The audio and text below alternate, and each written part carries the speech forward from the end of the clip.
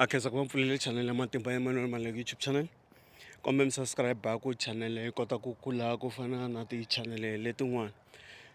Na ku khumba mhaka liya ya xiyindlwana or va ri ka swimanimani or ka manimani ku na kamara yo karhi a ku ngheniwi, loko wo nghena ka yona hayi swilo leswi nga ta swi vona laha i nga huma i nga ha voni kumbe i hundza emisaveni, or hayi laha ka xiyindlwana lexiya or rhandhawu liya loko u nghena ka yona i nga nghena i vona swilo leswi nga laha ndzeni ivi i nga ha voni.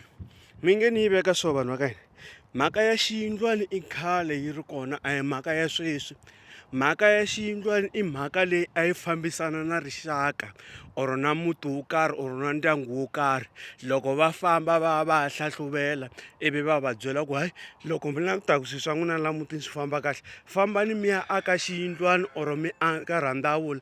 Rhandavula leyiwani hi laha mi nga ta phahlela kona yini mikwembu ya ka n'wina, hi laha mi nga ta veka kona timhamba ta muti walowo ku loko mi ri na problem mi ta nghena kona laha ka xiyindlwana lexiya mi phahlela kona. Van'wanyani loko va fambile va ya va ya hlahluvela kwalaho va nga ta va hlahluvela kona or va lavisisa kona, va ta endla yini ke, va ta dlaya tihomu, ku dlayiwa tinyimpfu, ku dlayiwa timbuti, ku endliwa mphahlo wukulukumba. And loko ku endliwa mphahlo luwa wukulukumba luwa ku va ku kha ku tivisiwa mikwembu ya muti walowo ku hayi mhaka liya mi nge te ma hi lava hi ya leyi, yindlu liya mi nge te ma hi lava ya xiyindlwana hi ya leyi, hi ta hamba hi phahlela kona vatukulu va n'wina, vana va n'wina lava nga kona laha mutini. Ende loko mi languta laha ka xiyindlwana lexiya a ku ngheni mani na mani. Ni tshama ni endla content ni ku mhaka leyo mi gezisa vavanuna tipenati mi ku loyiwani i n'wana wa yena ku va hi n'wana wa yena, na laha ka xiyindlwana laha xiyindlwana a xi swi lavi swilo sweswo. I fanele i khe swi tiva ku n'wana loko a vabya a ya phahliwa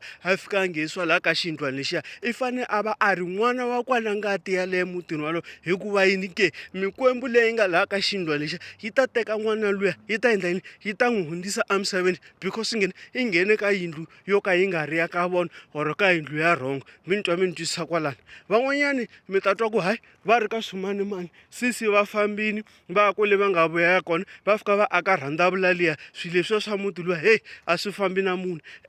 Ku na lava fambaka va ya va ya xava sweswiya va swi xavaka swi fika swi tshama kwihi, swi tshama kwalaha rhandavuleni yaliya. Swi vona yini ke, swi vona hi vanhu va kwala mutini, mani na mani a nge swi voni. Hambi vana lavatsongo mi kuma ku loko ku fika nkarhi na nhlekani mi ta twa vana va kha va huwa laha handle laha va kha va titsakeli va tlanga na xilo lexiya xi tshamaka laha ka rhandavula liya or laha ka xiyindlwana lexiya, ma ni twisisa.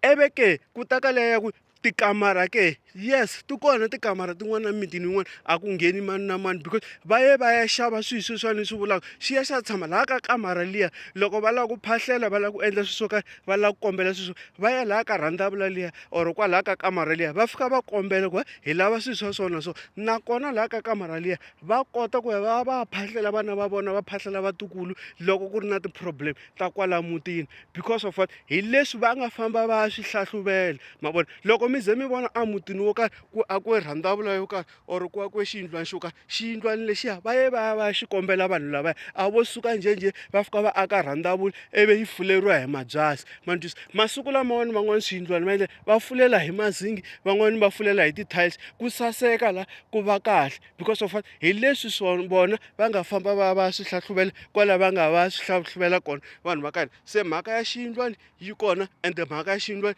ya komberiwa. Danke.